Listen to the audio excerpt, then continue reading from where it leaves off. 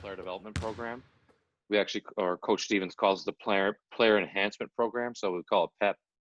Um, and it's just because he doesn't like using the same words as other people use.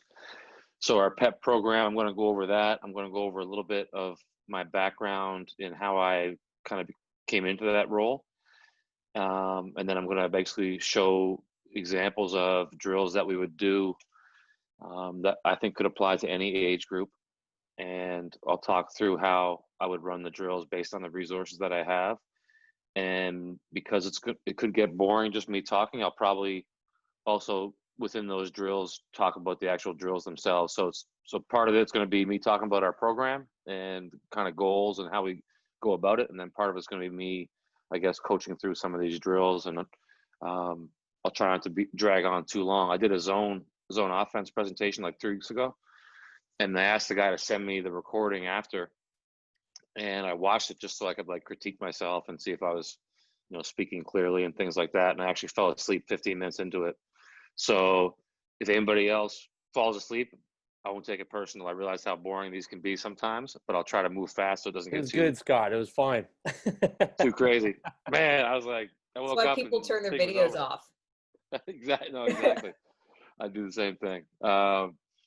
Anyway, so with that, I'll start, and like Teja said, if there's any questions, I can answer them at the end. So I'm kind of looking at my list here, and then when I start sharing the screen, it'll be mainly video. But basically, how I came about to this role that I have right now is when I was at Lakehead for 11 years. One thing I learned lots of things, but one thing I learned was that it was going to be tough to recruit the best players to Lakehead. Matter of fact, Mike Shoveler, you can log off right now because you didn't come. So I figured the best way we could compete is to be better at player development than other teams. Try to recruit guys that maybe weren't as highly touted or highly sought after. Bring in guys that weren't recruited at all, and just invest time in them and try to figure out how to make them as good as they can be, for lack of a better way to put it. And then hopefully by the time they're in their third, fourth, fifth year, they can compete with some of the schools that were attracting better talent. So that was kind of how we turned our program around at Lakehead. Instead of swinging for the fences, we swung for singles and tried to turn those singles into runs. And in a lot of cases, that's what happened. We had a season where we were 1-31, but with like 10 freshmen. And by the time those freshmen were in their fourth year, I want to say we won the OUA championship, and that's just because of their development. And nothing really special that I was doing other than making them get into the gym and making them work, 10, 11 months of the year like Carlton was doing. From Lakehead, I went to Maine to coach the Celtics D-League team. And I'll never forget the day I was kind of interviewed. It wasn't really a formal interview for myself because they were familiar with me from volunteering with the team the year before. But, excuse me, Austin Ainge, who was their like assistant GM, and Danny Ainge, who was obviously our president, both said the exact same thing at different times that day. And they kind of listed the job's priorities, the role of whoever was the Maine Red Claws coach. And player development was like number two. Number one was basically providing an environment conducive to player development for the Celtics players that were assigned down to Maine. So if we took in a James Young or a Terry Rozier or a Jordan Mickey or whoever they had in their roster as young players, they would get to Maine and realize that everyone here is about working. It's not just a time for them to play and get 30 shots up in a game. It's a time to actually get back at night, go to practice, work hard, and really focus on their development. So we pushed the Celtics to assign guys for more than just game day, for example. Like we would have Jordan Mickey or Terry Rozier for a couple weeks at a time, and that would allow us to really emphasize player development. And when they were listing the priorities of that job, like winning games wasn't even on the list. It was like all player development and basically representing the organization with class, yada, yada, yada. But what I learned through that experience is not only, an effective way to use player development or an effective way to build a player development program, but also that if you take care of those things, it's kind of like your grassroots, you end up winning a lot of games. And that's what we ended up doing. Again, through no reason for myself, just because I think the guys got better and they were focused on improvement the whole time they were in Maine.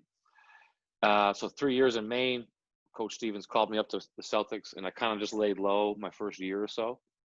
Observed, did my job. My job was to help with offensive scouting and to work with my assigned players in player development, which at the time, the system in Boston was basically each assistant has a couple players. You work with them one-on-one, one-on-zero, shooting, skill work, stuff like that. Not really like we did in Maine. In Maine, it was all in groups. It was all against coaches or live, and very little kind of just a guy rebounding for a player. There was some of that, but not as much. And then, of course, video was a pretty heavy component to our player development program. So in Boston, I kind of was looking around the league. And while I was in Maine, I'd researched a lot of the best NBA player development programs. I thought the Raptors were good. I thought the Spurs were good, places like that. And between my second and third year in Boston, I met with Coach Stevens and kind of convinced him or sold him on the idea that we had to really improve our player development here, and kind of gave him a proposal of a plan that we could incorporate. And like most things, he takes it, tweaks it a little bit, and then says, all right, here you go. So this past season was our first year kind of running that advanced program. And I don't think it's anything crazy or the best at anything, but I think it's as good as anybody else in the league. There's lots of components to it, which I'll cover as well. But that's kind of the background of my story and how I became, I guess, the PEP quote unquote leader here in Boston. I'm going to share my screen right now if I can figure it out again. And you guys see that? All good. So before I even start with the slides, I'll maximize the screen. But you see at the bottom of my computer, this is coincidence, but PEP rough overview. So that was like our proposal for this coming year. PEP workouts by month. So we save every workout. I save the actual paper, like the document that I list the drills on, and then I save the actual video as well. We have someone videoing all of our workouts. So all these clips that I pull and show right now are from past workouts that we did. Some of them are going to be just with one guy, with one of my guys, but I wanted to show kind of some options you have when it's just one player. It'll build up 2 players, 3 players, 4 players, and so forth. And like I said earlier, as much as possible, I don't like doing anything. When I was growing up, I was big on imagining the defense. Like if I was practicing my shooting or my dribble moves or my finishing, I never really went to the rim anyway, but say I did. I would be imagining what the defense would do and then making a counter. Well, what I've realized is not everyone has a good imagination. So the more I can put a body out there, the better. And for us, it's easy because we have a big staff. So I don't do any workouts where there's not at least 3 guys helping me most days. I realize that's not necessarily the same for everyone, but I would do the exact same stuff with players if I didn't have the coaches, and I would just tell the players basically what I wanted them to do defensively, and I'll get back to that. Do you want me to maximize this, or is it big enough the way it is? I'm fine with it. Everybody else is okay, or okay, we're good. Okay, so this is our basic overview of our player development program. Yeah, I'm just going to call it PEP because it's easier. That's why we call it PEP in the first place. It's easier to say. So our PEP program, and for each player, you kind of have to look at their current role on the team versus their long-term vision of development or their potential. And what I mean by that is, I work with a kid named Shemi Ojale, who's like the 8th or 9th man in our team. His basic job on our team is to shoot threes in the corner. If he doesn't have a shot, to drive it and kick it to somebody else. If he doesn't have a drive, to just turn and move the ball. And it's not necessarily his strength to do that. He was a scorer in high school and college, like a lot of these guys are.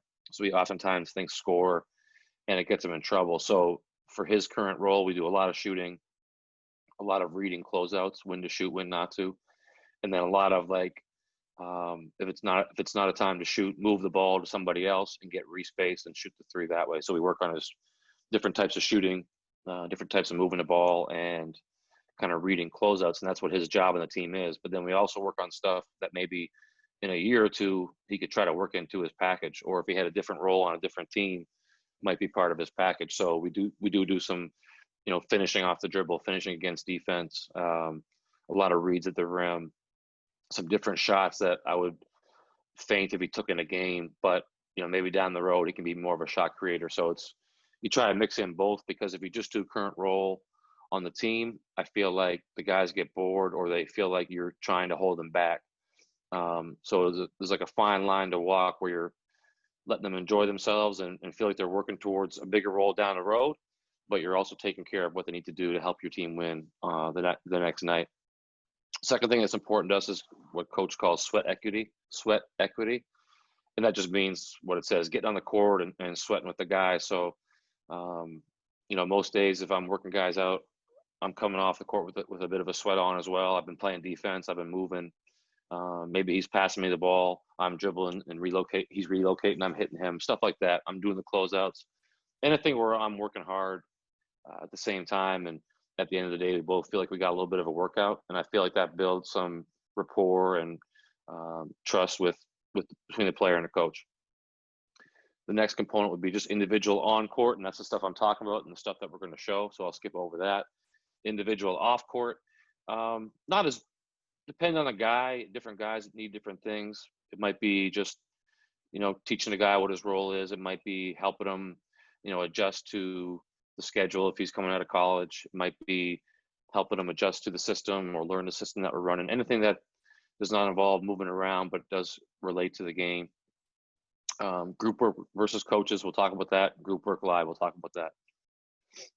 So I'm gonna get right into the video here. And basically the clips I chose, you could in theory say it's a typical workout. I tried to put some different drills in, like for guards and bigs. So obviously the guards aren't doing the bigs drills and vice versa, but by and large, I kind of progressed the workout how we would do it here if we had, say, 45 minutes to an hour. So usually we always start with the same typical thing: warm up with ball handling, some light finishing, and then some individual shooting. I'm not going to show it all. So rest in peace, Gordon, who obviously left us today. He's one of my guys. I've been working with him every day for 3 years. So not the ideal time to show these clips, but whatever. So this is just an example of a I call it a hang time drill, where he hangs the ball on one hand and either crosses it over or attacks. But basically with ball handling, we do ball handling about 100 days a year, I would say, or maybe a little bit more. And I try to have like maybe 5 or 6 different ball handling drills that the guys like, because they hate doing ball handling for the most part. But if you can find 5 or 6 out of about 20 possible options, they will be more apt to do it, and you kind of keep it fresh. So this is an example of like a light finishing drill we would do, just elbow to elbow. Here we're working on same hand, same foot. And we'll progress into a little bit of defense here. Same hand, same foot, other side of the rim. And I'm not showing everything that we do. I'm just kind of giving you an example of how we progress. So 1-on-0, then 1-on-1. There's me getting in there. These are all from different days. I would say I've had some questions actually this week. We were doing same hand, same foot stuff with some of the guys that are back, the young guys, and they had trouble with certain combinations of hand and feet. And people have asked me about that before. So I have a 1-year-old son. I'm not sure he'll ever play basketball, but if he does, my goal will be that he will never think there's a certain way to do a layup. Like when I was growing up, and probably most of you, right hand layup is off your left foot, for example. Left hand layup off your right foot. And like I said, if I teach him properly, if he does end up playing basketball, I wouldn't be able to say to him, do it the regular way. He wouldn't know what I was talking about. So it'd be like left, left, right, right, left, right, right, left, both sides, and all of those being equal. So that's how we approach the finishing with the guys here. And with someone like Gordon, he's obviously a pretty developed player. It takes a lot for him to add something new sometimes, but if you just do it and rep it, these guys also have a pretty good feel. And I think all levels do. They'll just do it on their own when the opportunity presents itself eventually. I was talking to a kid in 7th grade the other day. He was doing like an interview. It was a cousin of mine or something like that. But he basically was talking about how he was practicing this move, and then all of a sudden in a game, he just did it by accident. He never did it before. And I was trying to explain to him that if you just rep stuff enough, it'll come naturally to you, eventually. So if you have specific questions on these later, you can ask me. I'm trying to get my words up. There we go.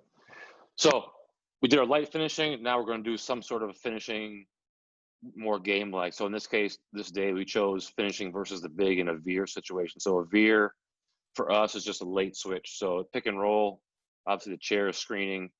I'm like the guy guarding Gordon or just providing a little bit of resistance for him. He's supposed to be pushing me into the screen, but I don't think he does in these clips very well. And this is my guy, Evan. He's one of our video coordinators. We put these arms on him. He's about 6'5", 6'6", and just to give his reach a little bit more. So he's the big in the pick and roll. We chose the middle today. The next day it might be a step up. The next day it might be a handoff. The next day it might be something else. But we pick some action where Gordon's getting to the rim. And we try to read where Evan is. So the first one is just win the race. Get past him and get to the rim first. We work on this late cross. So if the big backs up to the rim, like a Rudy Gobert or an Embiid or whoever, that doesn't come up at all, to really push them under the rim and use the rim as a protection for the ball. You could have got a little bit lower there. The next one, if he's up a little bit and you can get in front of the big, we work on stepping in front of his chest and keeping him on his feet that way. So these are pretty important for us, these finishes versus big, because a lot of teams now will just drop their big back and veer as opposed to letting the roller be a threat. On the side, so the big tries to slide with them and do our slow Euro. Again, these are just some of the examples that we do. I'll try to just give you something if you're interested while we go. Contact Euro, so can't quite get in front of them. Bump them off. And we're doing these both sides, both arms. Draw a foul by swinging under, so Evan should be sticking his arms out. Gordon sees his arm out wide. That's his cue to sweep under. And again, maybe not all levels work on that, but I feel like it's something that we should have been working on when we were younger. So quick cross, same thing. If he sees the arm extend, he's supposed to sweep his arm through and score. So there's something else. What I skipped is our shooting, and I could, if you want to fall asleep, I could do 2 hours of shooting drills. But basically, we do our shooting block after each one of these segments. So our next segment would be adding some more defense and working on reading closeouts. And again, today we chose lifting out of the weak side of the pick and roll. So single side tag, Evan's tagging the roller here. Again, these are all coaches, but you can put players in there, no problem, and just rotate them. And Gordon's supposed to be reading the depth of the closeout. So if he has a shot, he's supposed to take it. If Evan cheats and gets to his body, he's supposed to beat him off the dribble. And if Evan runs at him, he can sidestep three or he can drive it. And then we have these other guys in here for when he does drive. I'm pretty sure there'll be a read here coming up. So right there, Evan flew at him. That's his cue to drive. And then we have the big guy here. If he helps late, Gordon's supposed to score. If he helps early, he's supposed to dump it here and then respace. So we're getting our closeout read. We're getting our rim read. And this is Jordan Baczynski. He's actually Canadian right here, this big dude. He played at Arizona State. He just left our team, so I put a bunch of clips of him getting dunked on in here. But he was actually great for our pep because he played defense 3 hours a day and didn't mind, like he competed. He didn't foul the guys. He was smart enough not to foul. And that's where, if you're working with players, they have to be smart to not get too competitive. I did a practice with UPI when I was home, and they had no staff, so I had to have the players do what our coaches are doing, and they were real good. Like, hey, this time make him pass. This time, be late so we can finish. Don't worry about getting scored on. It's not about competing. It's about making your other teammate better. So these are all just different reads. Again, he's a little bit earlier there. This is a pass that we work on too. The Milwaukee's of the world where they put Lopez right at the rim. You got to be able to leave your feet and pass. So that's a pass that we work on too. Ideally, someone's going to close him out in that second shot too. We just make sure everything's live. So this is a different situation here. It's like a empty side, could be a DHO, could be a pass. And Gordon's really good at reading how his man plays him here. So if he's on top, it should be a back cut. If he's below him, it should be a face cut. If he's way off, it should be a lift to a shot. So, and there's always extra defense in there if we can.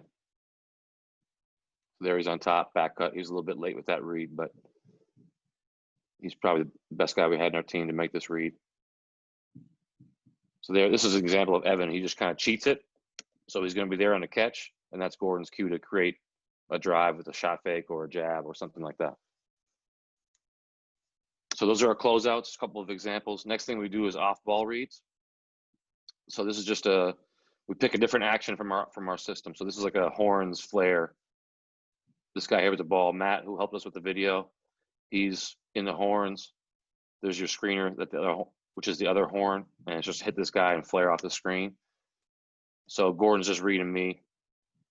If I trail it, he goes to the rim. I'm trying to fuck him up. And then you have Evan here at the rim, which is just what we worked on at the start of this workout, which is the veers. If I get caught, the big is going to veer in the situation. There I'm under, so he's supposed to shoot it. And again, we'll just pick a different play from our playbook every day and isolate the screen that Gordon's going to, he's going to be in the game situation. So the third one would be I go under, but I recover. I send it back over the screen. Again, there's always something live in these drills. So either it's a shot with a contest, or it's a finish at the rim, or it's possibility of help where you dump it. Different action, different day, pin down. So Evan got caught. That's the read to shoot it.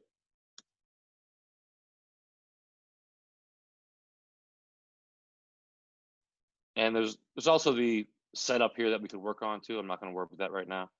Trail, attack the big, and a veer again. Most teams are going to have a big that's helping, and then the whip, or the under, I should say, fade back and shoot it, and that could be a drive if Evan recovers. So these are all live reads.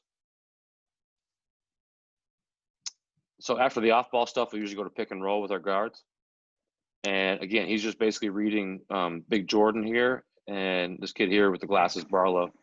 And it's 1-on-5, but he's got a teammate screen, and he's got a teammate in the corner, and he's got me for a switch read, which we'll see in a minute.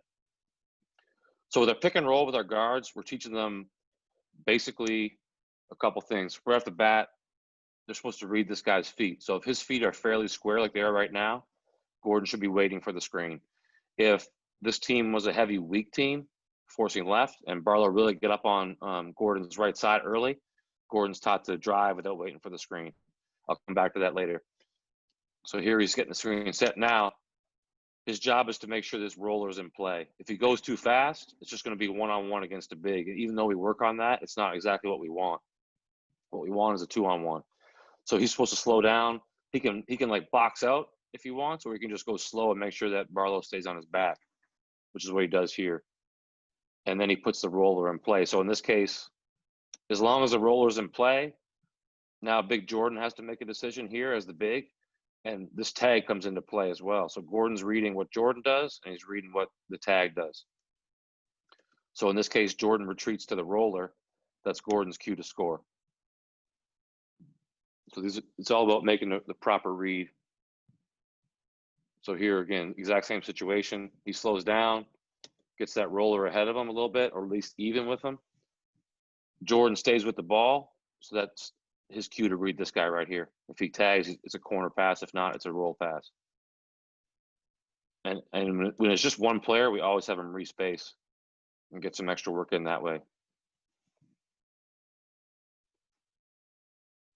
So now we start changing up this guy's defense. So that was both over. Now he's going to go under. And we're taught to shoot it or rescreen. And that's Gordon's choice. You see how the guy setting the screen was ready to rescreen it. But Gordon felt he didn't need it. He's also 6'8". Blitz, okay, or trap. So his read is to hit this guy in the nail. If this defender cheated too far over, he would hit it right to the corner. And we work on both those options. And again, just respace, get it back somehow. He gets to make the read. There's no other player, so it's always going to be his shot. And the last one is switch. So switch, if the big is dropped, he's supposed to shoot it. Or he can pass it and get it back and attack downhill. That's why I'm standing there. And we left Barlow here to be like a nail defender. A lot of times when teams switch, they're going to shrink in to the elbows. And just adding that read in there. So Jordan was just trying to play live here. And depending on the skill level of the guy in the workout, I might say to them, okay, let's just go under every time, and we'll practice our under reads. Let's blitz every time. We'll practice our blitz reads. We'll switch every time, so they know what's coming. And then let's say we have 10 minutes for that drill. Even if the guy's a beginner or not used to it, we'll do 6, 7 minutes of the reads where I'm telling them, and the last 3 or 4 minutes will be live where they don't know what's coming. So this would be a different day, but I just put it in here because it's a different screen. Side pick and roll. Here you see Evan's feet shift early, so Gordon doesn't even wait for the screen. He goes, and that's the first read. The big also should be reading that and going right away. This is a coach in there right now. These are all coaches. So you just respace and attack. So it's always some live component.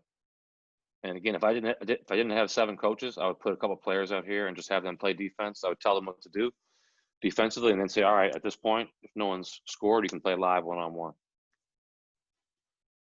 So here his feet didn't shift. So he's taught to wait for the screen, which he does. And it's a blitz read.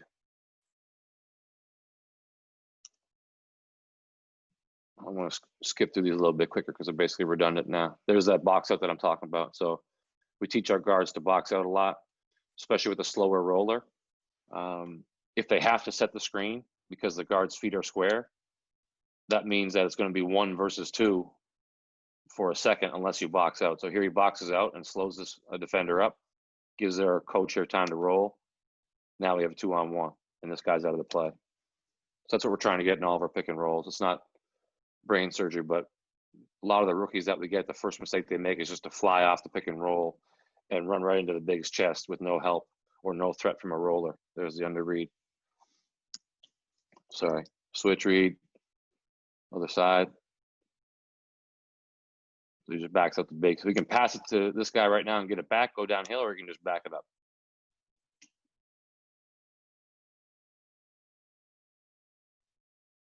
And this was a big focus for Gordon last summer, was to attack those bigs. That's why a lot of these drills are ending up the same way. It's not by accident. So step up. I'm going to skip through all these. Just different angle of the screen, but all the same reads. That's Coach Stevens' son Brady right there. So I'll grab whoever I can get. Brady's like grade 7 or 8 at the time. So Brady's man tagged and helped. So Gordon make that read to the corner. And this is what I like here about the coaches don't always do this because they get lazy, but even after you respaces, make them read this next closeout. So we get that side step 3. So we're trying to work on everything. This guy right here is our strength coach. So again, you can just pick whoever to help. I think the more bodies, the better. It's more realistic. I think the players like it better. There's another veer. Late switch, he got it back and attacked. So he probably should have passed that. That's the one problem with these guys going against coaches. They're too good. But everybody went to help. He really should have passed to Brady here, but he didn't need to because these guys are old and they suck. Same thing there.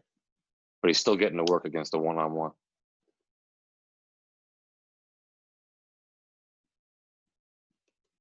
So what I mean by nail read is I'm playing the nail. There's an imaginary guy here. I guess it's the chair. And if I'm in too far, he should pass that. Or he does some sort of a move to get by the nail guy. So in this case, it's a high dribble.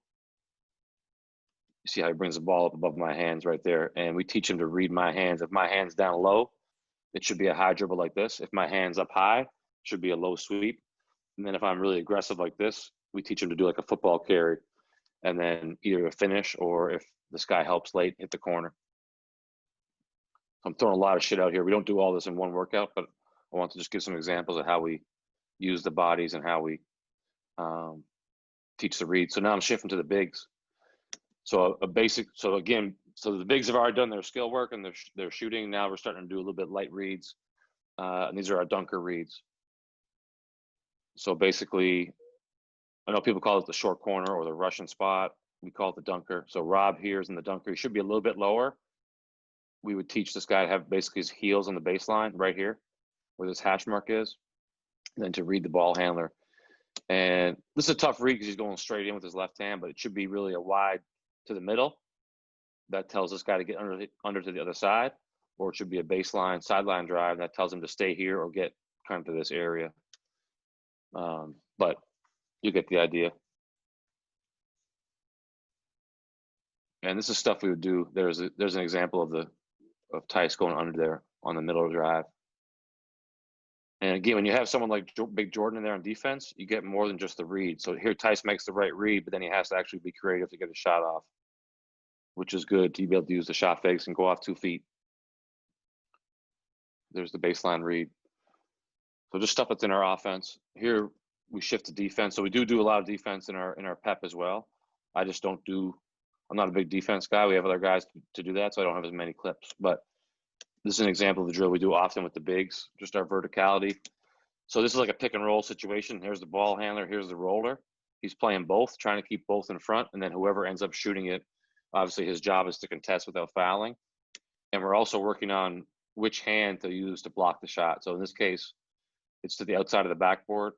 So Rob Williams, who the player is supposed to block that with his left hand without coming down. It's actually a great clip. So he's trying to keep both in front. There, Evan just crossed it over, and he went to his right hand. So we're just working on contesting with both hands.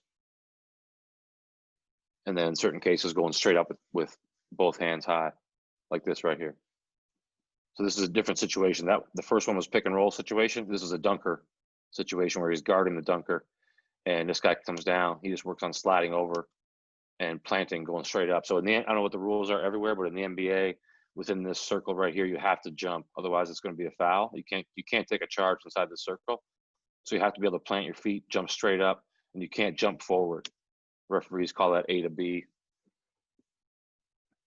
Referees are incredible. So whatever they say, we do.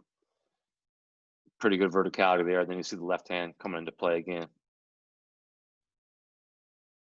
So we actually should have did this drill more with Rob because he had trouble fouling later in the year.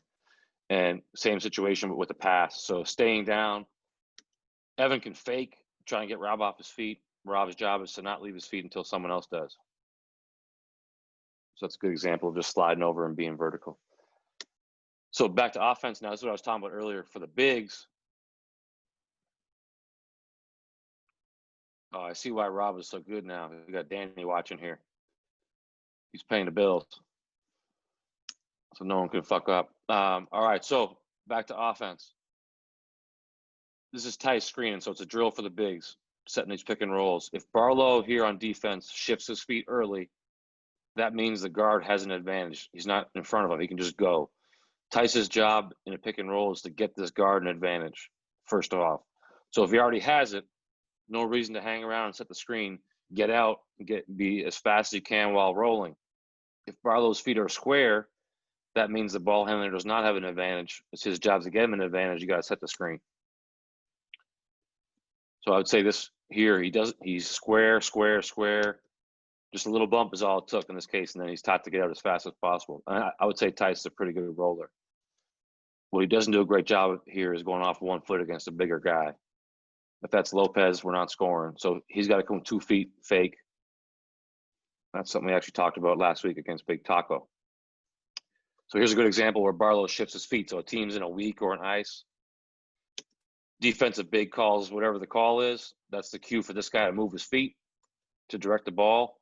No reason to set a screen right now. Just get out, get behind that big, and make sure it's a 2-on-1. So that's a basic read drill we do with our bigs. There's Rob as well.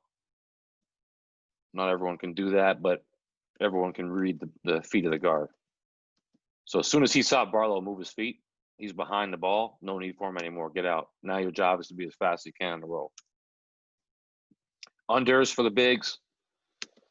So we always tell our bigs, never let a guy go under twice for sure. Preferably never at all. Because anytime the ball gets over the top, or if it's a pin down screen, if you get over the top, you got a 2-on-1. But definitely not twice. So we teach that forward pivot right there. And after the first one's under, he's taught to forward pivot and aim for the back of his ass right there. I'm not sure what the front of someone's ass is, but his ass. Okay, so against a team that's veering, like I said earlier, the big is taking the ball late. His job is to make sure Barlow cannot get under him at any point in time. Because if a team's switching or veering, the guard really wants to get under and hold this roll up. So we teach him to hit low and roll. You see Barlow trying to hold him, get in front of him. And then even if this guy shoots it, he's got to keep Barlow on his back for the rebound or for a late pass. So we actually also work on this backboard pass. We rarely ever use it in the game. But anytime it's a veer situation where he has a small on him like that, block him out. And either we would probably do a wrap pass in a game, but we also work on that off the backboard pass.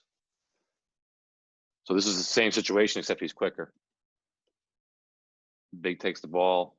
And if that pass wasn't made, we would teach him to stop and make sure that he keeps the guard on his back to seal him.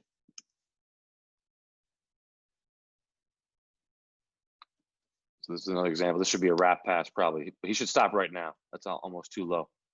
Because he can get pushed under the rim there if that guard's strong. So stop right here. Keep that small on his back. Rebound or pass. Blitz, all the same reads as the guard. So the big has to see when his man gets above him right here, get out, get to the nail, look for the ball. And then he has a read. And this is the most basic read we can make. But basically, if this guy helps, he passes. If he doesn't, he scores. Ideally, we have more guys out there.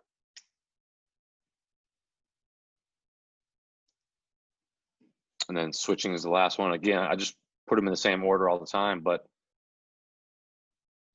after the first time we do these drills, they don't know what's coming. The coaches know what they're doing, but the players don't know. So it's just working on sealing the switch. Okay, something basic that you would do at any level.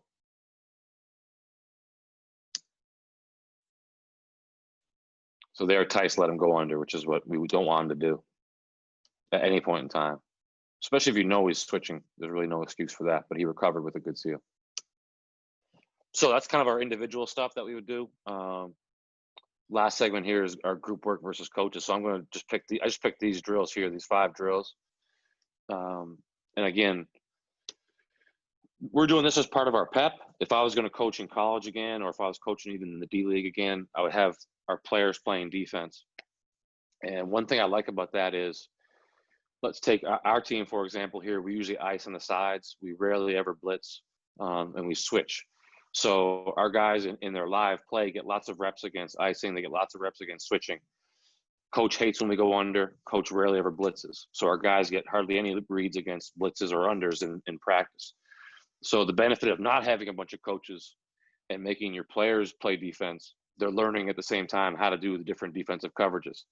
So for example, let's say we're an ice and switch team, but we're playing against Markelle Fultz, who is tough in the paint but can't shoot.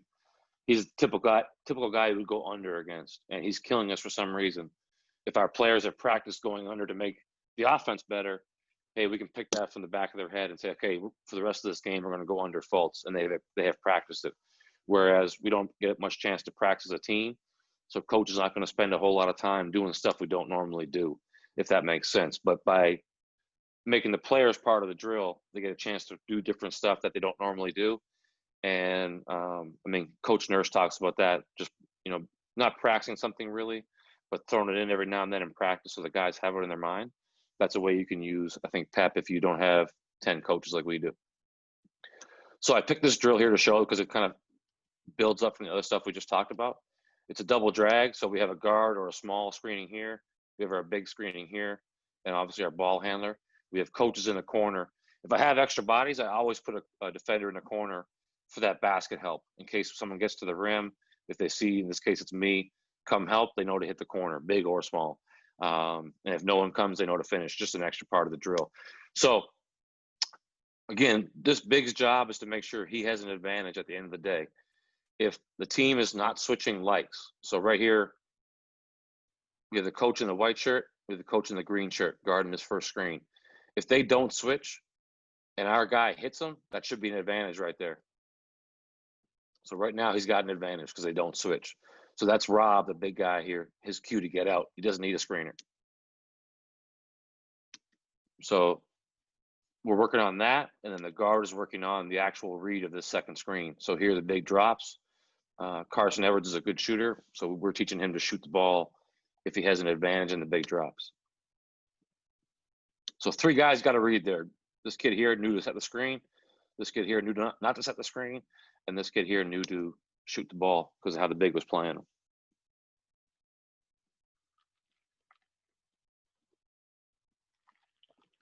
Same thing. Here we have everyone's favorite big Taco right here. So Taco's read is, does Carson have an advantage when he comes off the screen? And because they don't switch, he does. So Taco doesn't even wait for this guy. He's already gone. And it's especially important for a slower guy because if he waits and sets the screen, he's never getting in front of this or behind this big to be a threat in the roll. But now he does, obviously. And Carson hit the 3 in the last time. So defensive big more likely to be up high. The roll is that much more important. Excuse me. So again, now they switch it. So you see the guy in the white shirt pointing. Switch. Taco sees that. He holds the screen. Now we're in business. So now he still rolls as quick as he can. And our point guard has to read this tag right here. So the coach in the white shirt decided to tag. That leaves Carson open. And that's our read. So we're trying to incorporate anything that can happen. And usually, like I said, what we do is we tell them what's going to happen. We tell them what's going to happen the first couple times. Here's how you attack it. All right, this last 5 minutes, let's play a game. If the coaches get a stop, that's a point. If the players score, that's a point. We'll play to 5. And the coaches can mix it up. Sometimes I'll stand back here at midcourt and I'll hold up. I'll tell the coaches beforehand, like, all right, 1 is ice, 2 is under, 3 is switch, 4 is blitz. And the players can't see me and I'll hold up a number. They'll all be on the same page. Or they'll huddle and say, all right, let's switch this time. Let's blitz this time. And just try to – personally, my goal is to make the players fuck up because I feel like if they fuck up this one time, they're going to be more in tune to make the right read next time. But it's good to show them how to attack it early on. They get in the habit of making that right read when they know what's coming. Then they make the adjustment. So another read here. Anytime a pick and roll is rejected, Big's cue is to get to the rim as fast as he can. And the same could be said if we're just running an offense and for some reason our big is lifted. If someone drove baseline or sideline to the rim, their cue is to get to the rim or the dunker as fast as they can. That's a good read by Rob there. And again, I put these guys in the corner, so that's me right there. That's Kara. I'm guarding Kara. If for some reason I came in here early and helped, whoever has the ball should pass to her and get respaced. So we try to keep it always live, and they never really know what's happening. Double drag, switch, and a second switch. So it's the same read we saw Gordon make with just him. All these guys are drilled in these reads. Pass it, get it back. Everyone spaces. The big knows. So with our switches, we don't really want to pass the ball to our bigs ever, to be honest, unless they're getting a layup. So we tell our bigs, if they can seal on a switch in this charge circle and are open, look for the ball. If not, get out to the dunker and wait, because right now, chances are this big is going to get beat. Chances are the guy guarding you knows it. He's going to be a helper. That's your chance to dunk it in the dunker. Or he's going to shoot this 3. You're bigger than him, get the rebound. So we always tell our bigs there's 2 ways they can get the ball on the switch. And neither of them on that first pass most times.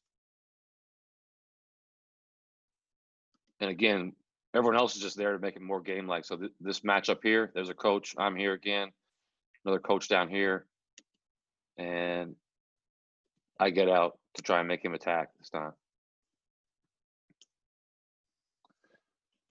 So next drill I picked there is just live 2-on-2. So we like to play a lot of 2-on-2 live to cover everything we just did.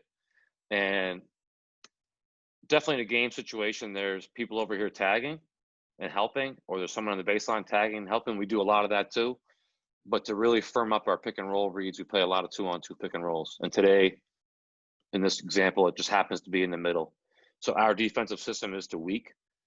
Again, when we go live 2-on-2, we're only going to play against most likely how we play our own defense because we don't practice other coverages. So that's why we do it in our pep against coaches. But in this case, it's 2-on-2, so we're working on our weaks. But the exact same reads we saw against the coaches. Cantor's on defense. He's dropping back. Gordon has his man on his back. First option is to shoot that 3 for us anyway. Tice's job is to make sure he's behind the defensive big on his roll. There's an under. Same thing. Tatum goes under. So everyone knows the read. Tice can't let him go under again, and then roll as fast as he can.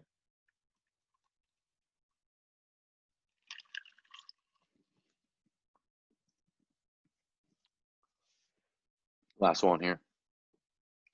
So this is kind of an example of what we don't teach, but Tatum's also one of the top 15 players in the world. So if he wants to do it, chances are I'll probably say cool. But this is what I was talking about. A lot of young players, they go too fast. So right now, as fast as he's going, it's all or nothing. It's him against the big, that's it. If he slows down, he has the big to roll with him, and it's 2-on-1, and you get some help options. But in this case, Tatum's actually probably taller than Tice, so it don't really matter. If he feels he can score, get 2 feet in the paint and score it. But that's kind of an example of what I would not teach that to a younger kid. I would teach him to slow down and just keep his man in his back. So same thing here, 3-on-3 live. We added the screen as a step up, and we added this corner to make it a bit more realistic and to make the read a little bit tougher. So again, this is Kemba coming off here. Cantor's not a fast roller. So Kemba, if his man had have chased him, he should box out and slow him down and let Cantor get this roll to make this guy have to make a decision. What happened here was not that, but Kemba made a good read because they veered this. Okay, JB got caught in the screen. This is Vince Poirier. He had no choice but to veer and call switch. So Kemba could back this out and just attack him one-on-one, which we saw the guys do earlier. But he sees Cantor have the advantage on JB. He sees this guy go back to the corner, and he just attacks it directly on that roll. So that's a good veer read. So here's another example here. So this time JB does ice it properly. So this ball handler should try and slow JB up on his back and give Vince time to roll. But Vince is a pretty fast roller. So once he gets even with the ball, like right now, we're in good shape. We're in good shape. If he catches that, he has a dunk or he has a pass to the corner. And I would say the read here should have been a pass to the corner, but the help is also very late, so he decided to score. If you can do that, fine. If that's Shemi Ojeleye there. If 37 could get there a little bit sooner and get his feet outside the circle, then it would be a charge and it should have been a pass. Also, I would say this kid should stay deep in the corner. There's really rarely ever a reason to lift out of that corner unless someone's taking your place. You got to trust your teammate to get you the ball. So again, not a great read. Smart comes off. Okay, pretty good roll. We have 2-on-1. This guy's forced to choose. He chooses the roller. That should be a corner 3 right there. So not a great read from the ball handler, but the big makes a good read to stop, not turn it over, and hit that corner 3. Same thing, just different end. Okay. So this is another pass that we work on. That's why I put this clip in. This is jump pass, jump lob, I call it. So it's basically a fake layup to a lob. This is Brad Wanamaker. He does this probably the best anybody in the team. By jumping up here, he makes Taco leave his feet, so Taco can't recover to the big. And most times, this guy will also either box out or at least stay where he is, so he's not taking the big either. It's just a fake layup pass. James Harden does it the best probably in the league. So same thing, situation here. There's the box out that I'm talking about. So he knows Taco's a slow roller. He also knows that he probably can't shoot this 3 with a 6'9", 6'10" guy on his back. So he boxes him out, and that allows Taco to get ahead of him. And that's another read that we do. We call that the Gortat screen, which is something we really worked on for this past season, and we probably got 60, 70 layups off this exact thing right here. So the big drops, he boxes out to give his teammate time to get ahead, and then he sets the second screen on the big, which is very effective against any drop coverage. So I have 2 drills left, about 8 clips. I alluded to nail reads earlier. So this is pretty big in our league. Whoever's guarding this area right here, a lot of times we ran the nail. Some people might call this the Kyle Lowry area here because he's always in this fucking nail right here, reaching and grabbing. So you could say That the read would be if you see him to make this pass right away and shoot it or drive it. The problem is a lot of guys don't want to pass. So we really try to overemphasize if we want to make him pass, or we work on that stuff that we talked about 20 minutes ago with Gordon and the different ways to beat this nail help. So we got matchup here, dunker matchup in the corner, 4 matchups, and this pass just starts it because when the ball is here, this guy's more likely to be on that nail. So he does the high bounce because Evan's hands are low at the nail. So he's trying to make him make that read by putting his hand low, and this kid knows to bounce it high and protect the ball. And then we add this read right here, dunker and corner. So if he doesn't help, he's supposed to score. If he helps and corner guy stays out, he's supposed to dump it off like he does. If this corner guy gets on top of the big, he's supposed to hit the corner. This is probably the read we work on the most in different situations. We just happen to add this nail stuff for this drill.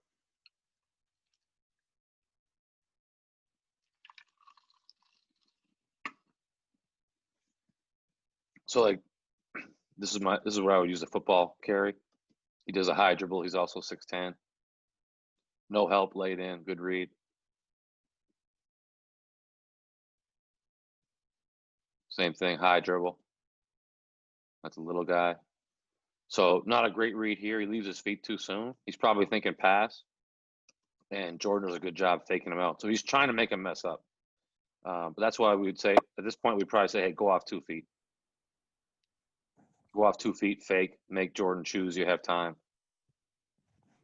Same drill. There's the corner kick. Guy in the white shirt's guarding the corner. He drops down. That's a great read as well. So this is probably the read we do the most.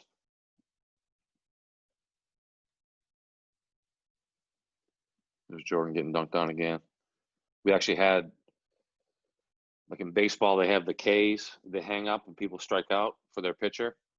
We had Bs for blocks. Whenever Jordan would get a block, we'd put a B up on this wall over here in the preseason.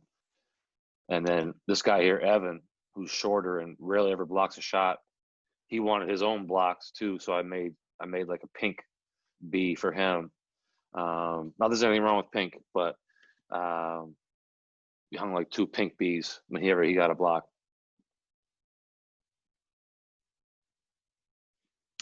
All right, we'll go to the last one.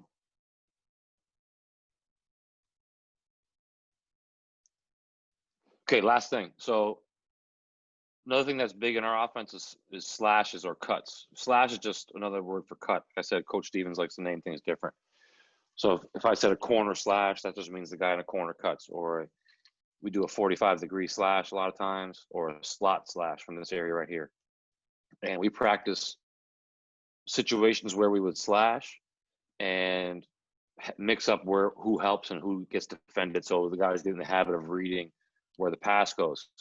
Probably the most turnovers you get is trying to pass it to the cutter when the guy behind the cutter is open. So this is just one of our plays, and they're just walking through it to get to the point of the slash. So this is I guess a nail handoff with a 2 side. So a lot of teams right here, the guy guarding Gordon will pull in and really muck this area up. So the read that we're working on right now, first of all, is Gordon's read. If his man is way in as JT comes off, he's supposed to slash right to the rim right here and clear out this area or make the defense choose. If his man is tight to him and JT has room to attack, he's supposed to stay. So he determined that his man was way in. He should cut right through here. Some guys will screen here too. Me personally, I think cutting is even better because you're a threat to score.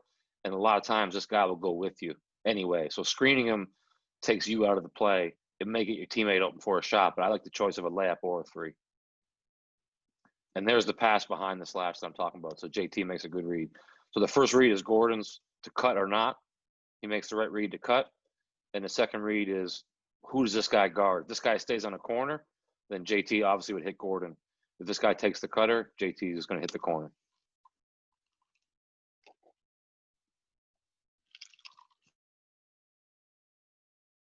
Tell the coaches, all right, this time take the cutter.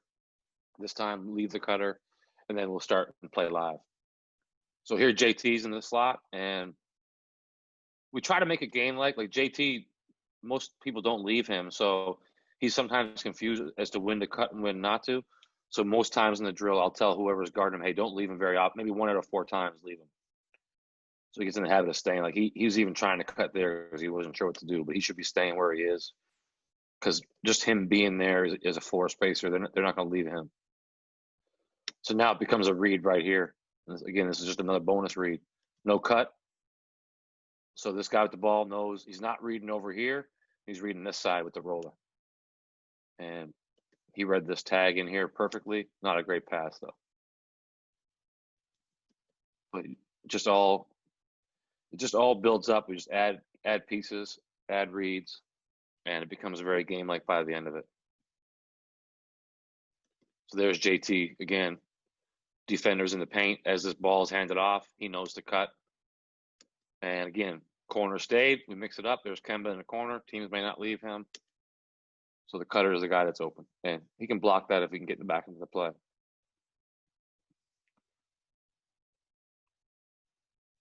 So different situation here. So similar play. It's from the same package, but different finish. So Smart has cut through.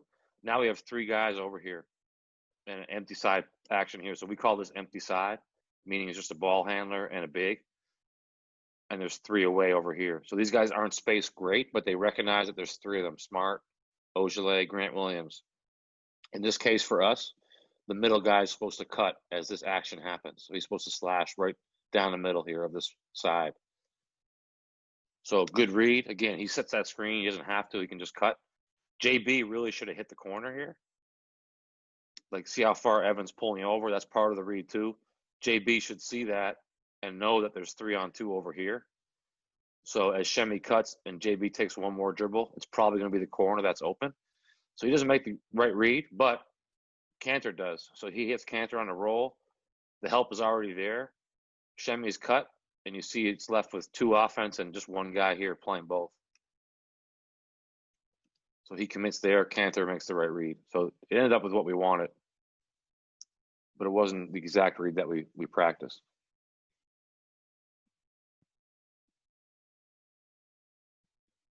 So same thing here. So now Smart's in the middle. You see Carson get missed on the handoff, so he becomes part of this side. So Carson right here comes to the top. You have Smart in the middle. Grant should be in the corner, but he's not spaced right. And we end up with the same empty side action over here. Smart knows that's his turn to cut. And there you see what we're talking about. So Shemi has that extra dribble, slows down, allows Smart to cut. This guy takes him. He was originally guarding Grant. And it's just a simple read when you get to that point, cutter or corner. So we work on that a lot. We'll work on that in this situation. We'll work on it with 2-3 guys out there. Like I said, we'll build it up. So, that was, I'm not sure anybody's still awake or if there's any questions, but that was basically a background, kind of our goals with our player development. And then, like I said, I just tried to throw some drills in there. So there's some bonus stuff if you're interested in it. Yeah, I'll definitely jump in first. For me, that was excellent. I'm thankful that we recorded that. I mean, I think all of us can probably look and see some things that we probably tried to do as coaches, but then see several different variations is really helpful. I think, like you said, making sure that your athletes aren't getting bored with what you're doing. So I know that this was very beneficial for me. So I appreciate you sharing it. But I'll open the floor up to our coaches that are on the call. So you can either unmute or type in the chat.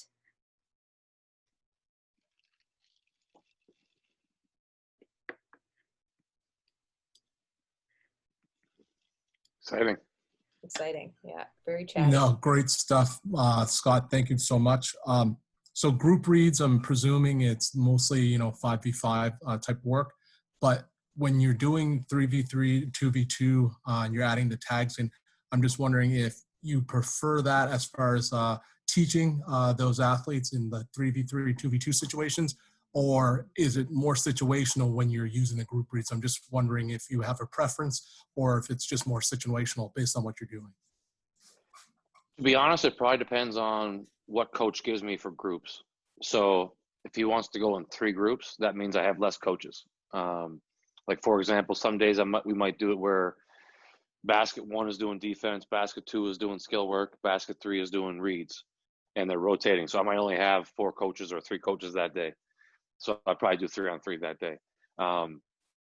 When I was in Maine and controlling everything myself, I would probably do a bit of both depending on the day. So maybe in the morning we would do 3-on-3 and really break down the exact read on the pick and roll, like the blitz, the switch, the under.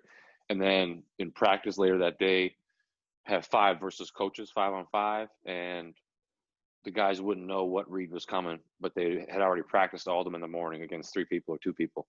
And the other thing we did in Maine, which I never really thought of before, but the front office guy that was kind of in charge of us told me no more 5-on-0, like no 5-on-0 at all. So if we were doing our plays, I would have the guys go 5-on-0 down the court that way. Like let's say we're running thumb up or whatever. It doesn't matter what the play's called. Thumb up, go down that way. And as they're going 5-on-0 that way, I have coaches on defense in the other end. And I'd be saying, okay, blitz this one. And they come back down and the coaches would blitz it and they play versus coaches. So we did some 5-on-0, but it was always with the purpose of coming back against the coaches to get a read. And I just felt like it was a more realistic way to go through the offense. Now here in Boston, we do a ton of 5-on-0. But I think it's more so to save guys' legs and not to make it look like it's going too hard. But I've been able to get coach to kind of shift a little bit and get coaches out there playing defense more and more. But we definitely do it all the time in the PEP or the player development stuff. Thanks so much. Scott, I got a question. Do you see more of a gap at your level in terms of skill, or is it decision making? I think decision making for sure. A lot of times guys are just used to being able to go so fast and beat people or be bigger and stronger.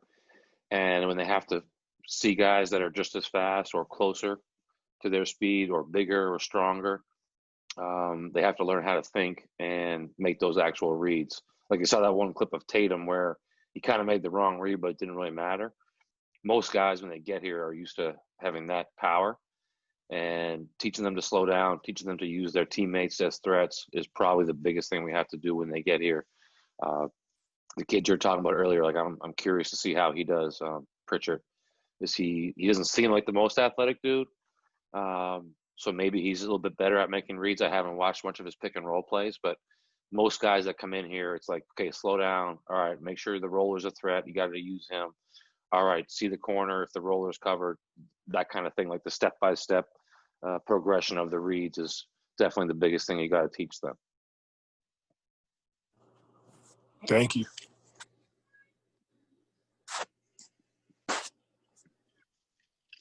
Got a question for you, Scott. Now, I watched your zone offense the other night just because we got to do an exhibition game, and it was 40 minutes of 2-3 zone without doing any zone offense. So I like what you said, just space and pace, and that's what we should have done to keep it going, not even adjust to it. But how much time are you spending on zone and zone reads through the NBA? Like obviously with the Raptors and other teams playing zone against your Celtics. What percentage wise? Not much at all. The problem with the NBA is it's basically 2 weeks of training camp, which you would do no zone probably at all, maybe one day of 20 minutes. And then it's like, all right, we play the Raptors tonight. We might see some zone. Let's walk through it. And that's a time where coach would definitely bring out 5 staff members to put in the zone because we never play zone. So he's just like, all right, let's minimize the time the guys are on their feet, put them in 3 teams, take turns attacking the zone. And he would probably put a couple plays in. Now, the presentation that I gave, like I was saying at the very start of this, I used those opportunities to kind of put together like little teaching tapes or teaching edits that I could have in my library or send to coach. And that was when I chose that topic because I wanted to put something together for coach and base it all on our numbers in the playoffs against Miami and Toronto and the numbers, at least for this season, backed up what I was trying to teach or get across. So I believe next year or this coming year, he will pick 4 or 5 plays that we run against man and take maybe one day every 5 or 6 days and say, okay, the coaches are on defense. You're running these 4 plays. You don't know if they're in man or zone. And that will hopefully teach the guys to come down and attack it with pace, attack it with the same space, make the same reads, and not worry about if it's man or zone, but just worry about playing basketball, making the reads. Because at the end of the day, if you set a ball screen or a screen against the zone, it becomes a man, more or less. When you're setting a pick and roll against man, there's 3 guys in zone, and players just don't think of it that way. So if you simplify it for them and say, hey, these plays are going to work against man or zone, I think that's the best way to attack it. And teams that play zone are really hoping you slow down. So when you're really coming down their throat, they're going to get on their heels, and I would think change something up or be in trouble because they're slower or smaller to begin with. But yeah, we don't spend a whole much time on zone at all. But hopefully it won't be a factor moving forward if we could just simplify it. I think our mistake in the past was trying to overthink against the zone. Mm-hmm. Oh, thanks. Matt wrote something in the chat here too, versus sagging defense. Do you teach to shoot every time if they're open, or what other ways do you teach a non-shooter to be effective? Example would be Marcus Smart and his development. So we're not allowed to say someone's a non-shooter. If I was coaching college or any other level, I would do it like basically similar to what Dave Smart does and say, you're a shooter, you're a cutter, you're a driver, and really simplify things. I wouldn't even have the guys cutting from the same spot like we did in those drills. I would have certain players cutting. That's kind of what we did with the national team the last time I was there. Dwight Powell and Kelly Olynyk were our front court. Kelly's obviously a great shooter. Dwight's an amazing athlete. And without even telling them, Dwight would cut every time, even if Kelly was in the spot that's supposed to be cutting. So that's how I would do it. Now, versus sagging defense, we definitely want them to have the confidence to shoot. That's why we would never say you're a non-shooter. But that can definitely backfire. But we do teach catching it on the run, probably more than anything. So if I was in that slot, for example, and my man was on the nail, we would teach how to read that guy for a drive. So as the other guy's passing it across to me, is the nail defender lower than me? I'm going to cut over the top and catch it on the run. Is he higher? I'm going to catch it and rip it and drive. So we do practice that and try to get guys to catch it, on the run against closeouts when they're non-shooters.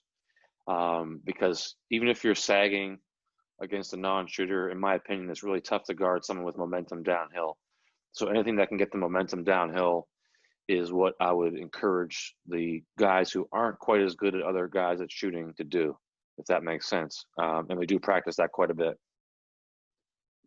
We also tell them to catch it, turn it, pitch to the next guy and set a screen or slip out. That's something Grant Williams does pretty well, to be honest. Just catch it from here, turn, pitch it, hit a guy or slip out and just keep the ball moving. All those things you can tell the non-shooters to do. And then hopefully when they're standing in the corner with 5 on the clock, they can knock down the odd corner 3 just to keep somebody honest. I have a question with that, just teaching about or talking about catching downhill on the move on closeouts. If you're someone who's considered a non-shooter, is a word I know you're not using, and also passing, getting up in the air and off your feet. Obviously, I would say that's something that we talk about at younger ages. Like don't jump and pass, don't get in the air, don't leave your feet, and catch everything on balance, triple threat before you make a read. So I'm wondering, at what level do you start teaching that more advanced skill? I think in hindsight, I would teach it a lot sooner, especially to catch it on the run. The jump passes, I think, are required against like the Brook Lopez's of the world, the Goberts of the world. Like you have no choice. You can fake all you want. They can jump, come back down. They're still 7'2" or whatever they are. But if you can get them off their feet with their arms extended, and then make a quick pass to your teammate with their momentum going away from the receiver, I think you're in good shape. So I would probably start that later. But the catching on the run, I think, is pretty valuable, especially for slower, less athletic people, regardless of the level that they're playing. If you can learn to kind of run through the ball, everyone has a different term for it. I call it catching on the run. Some people call it run through the pass. Coach Stevens just calls it a slot drive because usually the guy's in what we call the slot. But I think that's a skill that's hard to pick up. But we get the odd guy that's really good at it. Like Jay Crowder was really good at it. Carson Edwards doesn't play very much, but he's really good at it, and he's smaller. So it's a real advantage for him being able to shoot it pretty good, but being small, because a lot of his defenders will kind of step toward him, but not really run at him where he can just beat them easy. So they're stepping toward him. He's already flying by them. I really admire that skill that he has, to be honest. So I think that if I had the choice, I would teach that right away. Just like I was saying with my son, if he plays, to never really think as a normal way to do a layup, I would want him to know how to run through the ball right off the bat, because if he's got any of my genes in him, he's going to need to be a little bit faster or create ways to. If he has his mom's genes, he's maybe a little bit better off, but he's going to have something of me in there, I'm sure. Awesome, thanks. I just had a specific question about the slash read clip that you showed with Cancer when he rolled, and it was the naked corner, and you had the three guys on the weak side. If you had a guy like when Olynyk was with you guys and he was to pop to that naked corner, would you still have the three guys on the weak side run that same action, or is there a different type of action for a guy who's popping more than rolling?